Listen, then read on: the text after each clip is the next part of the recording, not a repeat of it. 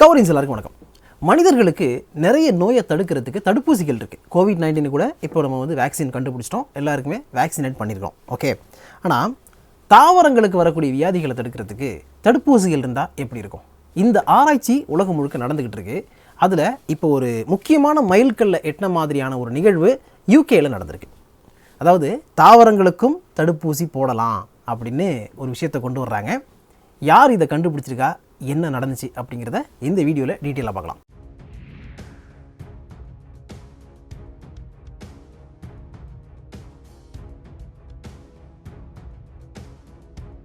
Welcome to fine facts with Meera. இந்த தாவர வகைகளில் நிறைய தாவர வகைகளுக்கு ஒவ்வொன்றுக்குமே ஸ்பெசிஃபிக்காக ஒரு சில வைரஸ், ஒரு சில பாக்டீரியா அட்டாக் பண்ணக்கூடியது, ஒரு சில வைரஸால் இன்ஃபெக்ட் ஆகக்கூடியது அப்படிங்கிறத ஆராய்ச்சியாளர்கள் கண்டுபிடிச்சிட்டே இருக்கிறாங்க. அந்த அடிப்படையில் நாம் ஸ்கூலில் படித்தது பார்த்தீங்கன்னா tobacco mosaic virus, tomato spotted wilt virus, tomato yellow leaf girl virus, cucumber mosaic virus, potato virus, cauliflower mosaic virus அப்படின்னு நிறைய வைரஸ் சொல்லுவாங்க. இப்போ இந்த பொட்டேட்டோ வைரஸ் இருக்குல்ல, பொட்டேட்டோ வைரஸ் உருளைக்கிழங்குல அதிகமான பாதிப்புகளை ஏற்படுத்தக்கூடியது. இந்த பொட்டேட்டோ வைரஸுடைய தாக்கத்தினால பல பில்லியன் கணக்கான ரூபாய், டாலர்லாம் உருளைக்கிழங்கு உற்பத்தி பண்ணுறவங்களுக்கு செலவாகும். ஏன்னா சரியாக ஈல்டு எடுக்க முடியலை.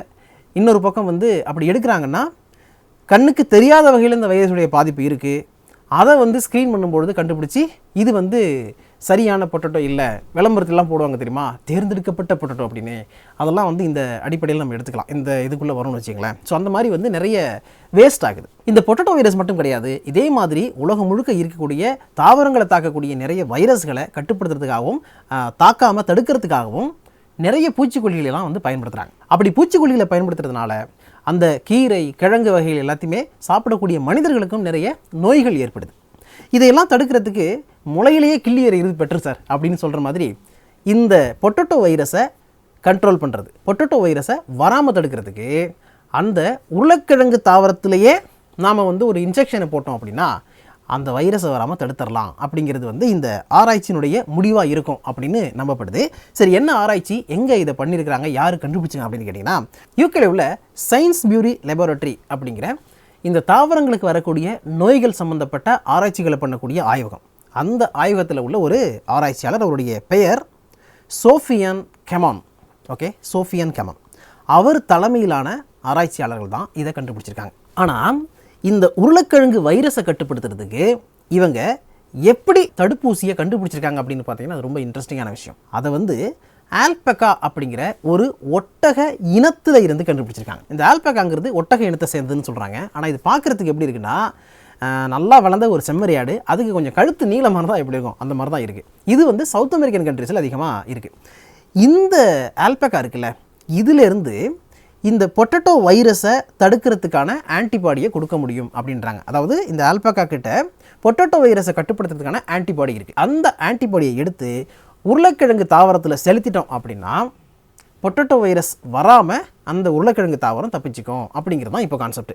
பொதுவாக ஒரு வைரஸை அழிக்கணும், அந்த வைரஸுடைய வீரியத்தை கட்டுப்படுத்தணும் அப்படின்னா அந்த வைரஸுடைய புரதத்தை நம்ம கண்டுபிடிக்கணும். அந்த வைரஸுடைய புரதம் எப்படி இருக்குது, எப்படிப்பட்டதாக இருக்குது அப்படிங்கிறத கண்டுபிடிச்சி அதே மாதிரியான ஒரு புரதத்தை, ஒரு ஆன்டிபாடியை என்ன பண்ணுவாங்க, உள்ளே அனுப்புவாங்க. அப்படி உள்ளே அனுப்புறதன் மூலமாக அது கூட அது சண்டை போட்டு அதனுடைய வீரியத்தை, வைரஸுடைய வீரியத்தை கட்டுப்படுத்தும். இதுதான் ப்ராசஸ். ஈவன் கோவிட்-19 வைரஸில் கூட அதுதான் நடந்துச்சு. இதே மாதிரியான பேட்டர்னை தான் இங்கே இவங்க ஒர்க் அவுட் பண்ணியிருக்காங்க. ஆல்பகாஸில் மட்டும் இந்த ஆன்டிபாடி இல்லை, ஒட்டகத்துலேயும் இருக்குதான். அதுக்கப்புறம் லாமா அப்படிங்கிற விலங்குலையும் இருக்குதான். அந்த லாமாவும் ஒட்டக இனத்தை சேர்ந்த விலங்கு தான். அதுவும் கிட்டத்தட்ட செம்பரியாடு கொஞ்சம் டிஃப்ரெண்ட்டாக இருக்க மாதிரி இருக்குது. இப்போ சொல்லக்கூடிய இந்த விலங்கினங்களுடைய செல்களில் அந்த ஆன்டிபாடி இருக்குது. ஓகே, அந்த ஆன்டிபாடியை எடுத்து உருளைக்கிழங்குக்கு வைரஸ் தாக்காமல் காப்பாற்றலாம் அப்படின்னு சொல்கிறாங்க. இந்த ஆராய்ச்சியில் என்ன தெரிஞ்சிருக்கு அப்படின்னு பார்த்தீங்கன்னா, தாவரங்களில் இருக்கக்கூடிய GFP, அதாவது க்ரீன் ஃப்ளோரசன்ட் புரோட்டீன் அப்படின்னு சொல்லுவாங்க. இந்த GFPயை இந்த கேம்லீட்ஸில் இருக்கக்கூடிய நானோபாடிஸ், கேம்லீட்ஸ்னால் ஆல்பகா, அதுக்கப்புறம் ஒட்டகம், அண்டு மூணாவது ஒன்று சொன்னல லாமா, இந்த மூன்றுலையும் இருக்கக்கூடிய நானோபாடிஸ் அது என்ன அப்படிங்கிறத ரெகக்னைஸ் பண்ணுறதுங்கிறாங்க. அதை ரெகக்னைஸ் பண்ணுறதுனால இந்த நானோபாடிஸை வச்சு அதை அட்டாக் பண்ணக்கூடிய வைரஸ் இருக்குல்ல, அதாவது பொட்டேட்டோவை அட்டாக் பண்ணக்கூடிய வைரஸ் இருக்குல்ல, அந்த வைரஸை டிடெக்ட் பண்ண முடியுங்கிறாங்க. இந்த லேபில் உள்ள ஒரு சயின்டிஸ்ட் ஜோர்கோஸ் கோரிலிஸ் அப்படிங்கிற ஒருத்தர், அவர் என்ன பண்ணிருக்காருன்னா நிக்கோட்டியானா பெந்தமியானா அப்படிங்கிற ஒரு புகையிலை வகை, ஓகே, ஒரு புகையிலை தாவர வகை. அந்த தாவர வகையில் இந்த பொட்டேட்டோ வைரஸினுடைய தாக்கத்தை கட்டுப்படுத்துறதுக்காக இந்த ஆன்டிபாடியை உட்செலுத்தி பார்த்துருக்காரு. அப்படி பார்க்கும் பொழுது அந்த ஆன்டிபாடி ஒர்க் ஆகிருக்கு. இந்த தாவரத்தில், இந்த புகையிலை தாவரத்தில் வரக்கூடிய பொட்டேட்டோ வைரஸை அது கண்ட்ரோல் பண்ணியிருக்கு. இது எப்படி ஒர்க் ஆகும் அப்படின்னா, ஒரு குறிப்பிட்ட தாவரத்தில் இந்த ஆன்டிபாடியை இன்செக்ட் பண்ண பிறகு, அதாவது நமக்கு தடுப்பூசி போடுற மாதிரி தடுப்பூசி போட்ட பிறகு அந்த குறிப்பிட்ட தாவரத்தில் ஏதோ ஒரு இலையோ கொழுந்தோ வந்து இந்த வைரஸுடைய தாக்கத்தால் பாதிக்கப்படுது அப்படின்னு வச்சுங்களேன்.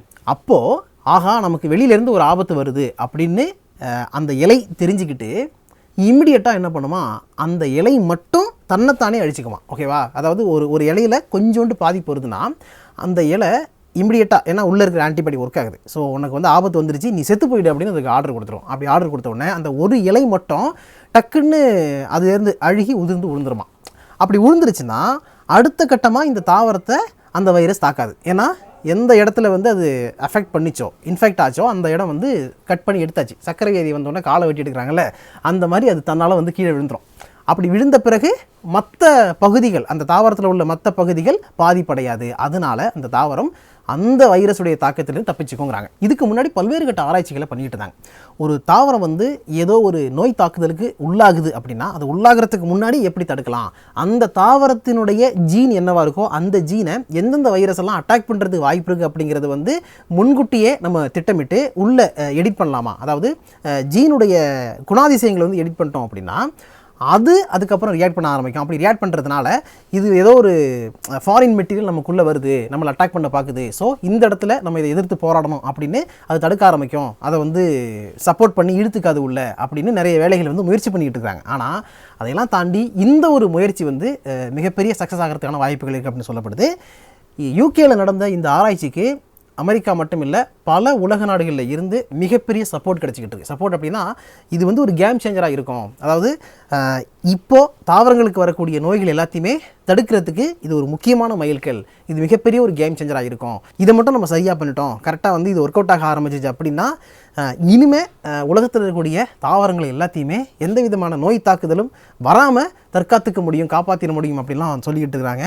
ஆனால் இந்த மருந்தை கண்டுபிடிச்சதுக்கு அப்புறம் அது என்ன ரேட்டில் விற்பாங்க அப்படிங்கிறதான் வந்து அடுத்த கேள்வியாக இருக்குது. அமெரிக்காவுடைய யூனிவர்சிட்டி ஆஃப் கலிஃபோர்னியா, அந்த யூனிவர்சிட்டியில் உள்ள ஜெனட்டிக்ஸ் செனியா கிரெசிலிவா அவங்க என்ன சொல்லியிருக்காங்கன்னா, இந்த nanobody approach should work in crops, this technology is a potential game changer அப்படின்னு இருக்காங்க. மிக முக்கியமான ஒரு மாற்றத்துக்கு வழிவகுக்கக்கூடிய வகையில் இந்த ஆராய்ச்சி அமைஞ்சிருக்கு அப்படின்னு அவங்களும் பாராட்டியிருக்காங்க. ஸோ இந்த மாதிரி நிறைய பாராட்டுகள் வந்துக்கிட்டு இருக்கு. இவங்கெல்லாம் சேர்ந்து பாராட்டுறதை பார்த்தா அடுத்தது இந்த மருந்து தூக்கிட்டு எல்லா நாட்டுக்கும் வந்துடுவாங்கன்னு நினைக்கிறேன். எது எப்படியோ கூடிய சீக்கிரம் எல்லா ஊர்லேயும் நம்ம விளைவிக்கக்கூடிய காய்கறி எல்லாத்துக்குமே நீங்கள் தடுப்பூசி போட்டுங்க அப்படின்னு சொல்கிறதுக்கான வாய்ப்புகள் இருக்குது. அந்த நாள் சீக்கிரம் வரும் அப்படின்னு தான் எனக்கு தோணுது. வெயிட் பண்ணி பார்ப்போம் என்ன நடக்குதுன்னு. அண்ட் இந்த வீடியோ உங்களுக்கு பிடிச்சிருந்துச்சி, யூஸ்ஃபுல்லாக இருந்துச்சு, நிறைய பேருக்கு ஷேர் பண்ணுங்கள். புதுசாக காவிரி நியூஸ் எல்லாம் பார்க்க வந்துருந்தீங்கன்னா சப்ஸ்கிரைப் பண்ணிவிட்டு இந்த பெல்லைக்கானி ஒரு அடிச்சு வைங்க. அடுத்த வீடியோவில் மீட் பண்ணுவோம். அது வரைக்கும் உங்களை நீங்கள் பத்திரமா பார்த்துங்க. Thank you so much.